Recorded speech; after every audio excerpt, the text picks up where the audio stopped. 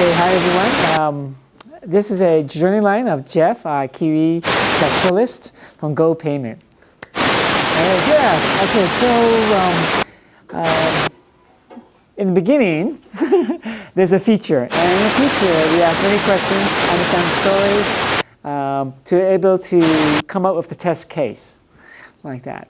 Sometimes there might be frustration or just a process of understanding what the feature is as it develops and so forth. That's usually done in a Scrum environment. There's some maybe ask, potentially saying, well, it would be nice to have Jeffery integrate with Jira to help us do that. So when we get to write the test case, we like to always think about automation, how that would play out. We work with Dev, PM, XD. Some of the tooling we might use for automation might be Tame Web for the browser, or for devices would be Calabash. We get the test case reviewed, excitement when it gets approved, and some satisfaction. And then this is where it happens when you execute the test case. So this is where it comes to me. And the fact that it passes, that's good. But it's actually better when it fails. Like that. Why? I think from Jeff's point of view, he kind of felt that he came up with the issue that improving the product, right? Something went wrong. So it's almost like something goes wrong, it's actually good, like that. So that's but there might be some frustration that if you can't reproduce it reliably, like that. So that's a key thing, because when you take it to the next step to development, they want something that they can reproduce. So all they want to verify if the fix actually fixes it, right?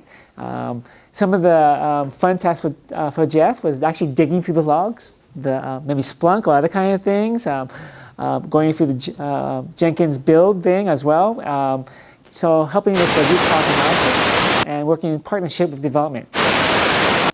So hopefully to get some agreement that the bug is a bug.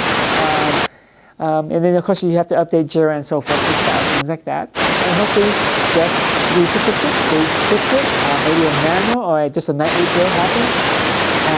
And the whole process goes, so it's excitement. So hopefully, if it passes, it's great now. If it doesn't pass, again, even though they try to fix it, that's some frustration there. So, and this cycle could happen multiple times, like that.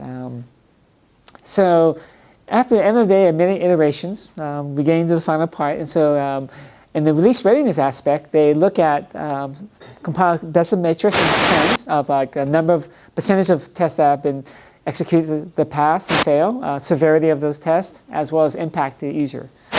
Based on that criteria, the Scrum Release Committee makes a determination to go ahead or not.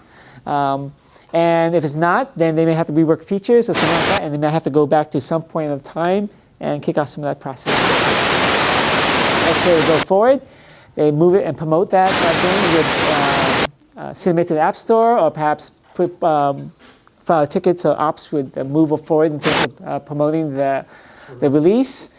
If something goes wrong here, if there's something like that, then it's a fire drill, and that's very exciting in a negative way. Lots of pressure because we want to release, and not much time to do that, so they have to really do this in a short cycle, like that. Or if they actually release the product, then something needs to be good. Again, I thought goes back to do a short focusing on that area. Asking questions of why wasn't it caught earlier, what can we do better next time, and those things like that. And so, because that has directly affected revenue and translation with the content, or just the process is done in review. And so lots of tools to use, like Jira for the communication of the committee to release. A lot of times it's email, talking, and sometimes Excel spreadsheets. And essentially, that's kind of the process. So hopefully they'll get able to take the bugs together and it's all good. And then we repeat the cycle next time. Can you talk about some of the opportunities and ideas? Well, I think for what Jeff described is actually very optimal for the team. So it doesn't start out with a dysfunction. So the optimization is probably very micro, like that. But some of the things that if you could dream like that, and then look at the test results. If I'm doing some manual testing in conjunction with automated tests, wouldn't it be nice to have all those in one place, aggregate it in some way? If somehow in the process of my testing regressions being execute it nightly. If something fails, maybe some automation of the bug found. And then perhaps, if the development fixes it, some automatic closure of those bugs when the next execution happens. So kind of like big dream kind of stuff and so forth. Because there's a lot of issues when you do automation because you don't automatically produce so many bugs and so forth and so on. But if you can do it right and intelligently, that would be a bonus. There are some other things, maybe for the larger group of how the scrum of scrums communicate, but for the smaller group, we didn't see too much in terms of things that show us as big opportunities. You have a question?